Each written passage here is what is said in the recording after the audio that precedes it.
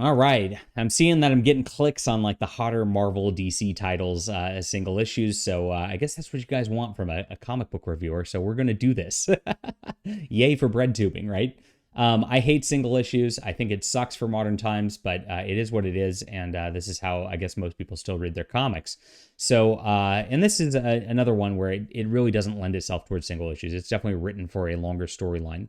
Now, this is Blade #1. It's by Bryan Hill, and Casa Grande is the artist. I'm not sure who that is. I know who Bryan Hill is. He's a pretty cool guy. I've interacted with him on Twitter a few times. And this is it. So this has like this like Gem and the Hooligans modern YA girl pop art style to it. And this is what's done here. And a lot of it has to do with the coloring. It is also the look of the line art too. It doesn't fit with Blade, in my opinion. I'm going to get to that right away. Like, why is this like this here? It's like the CW version of Blade on this art style. Now, it is written in like a very cinematic, quick, fast-paced way that almost feels like it's written to be a TV show / movie also.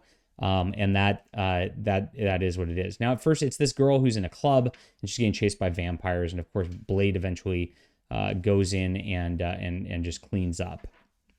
So you get the red and blue and pink, and it just like, again, it doesn't quite look right, and not very dynamic panels either on this level for what should be like a hardcore action dark comic, right? It's a vampire hunter.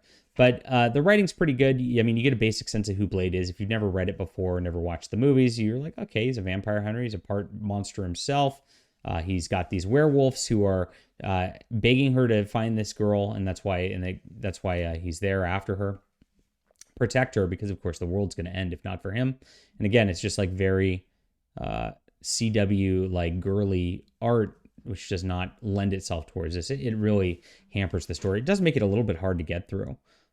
Even though like the storyline, like I mean, I'm trying to close my eyes and just like see it and read the word bubbles. It all works really well. The dialogue's good. And like I said, it's pretty fast paced on that level. Now, Blade eventually fights off some assassin, and the girl gets sort of possessed by whatever entity's like being bad, and he cuts off her head. And she's still around even after this. Like even this, like the art is like, what is this? It's not even pretty to look at. Really sad that they did this to this very decently written script. But here it is, and eventually he ends up with this like Asian group that like in these monk type people who have him captured, and they ask him to join him to save the world, and he says okay. So first issue, and I guess they have to go after whatever this entity is, and that's going to be the deal.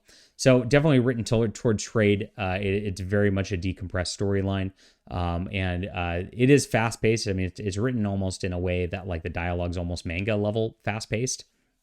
Maybe that's what they're trying to do with it.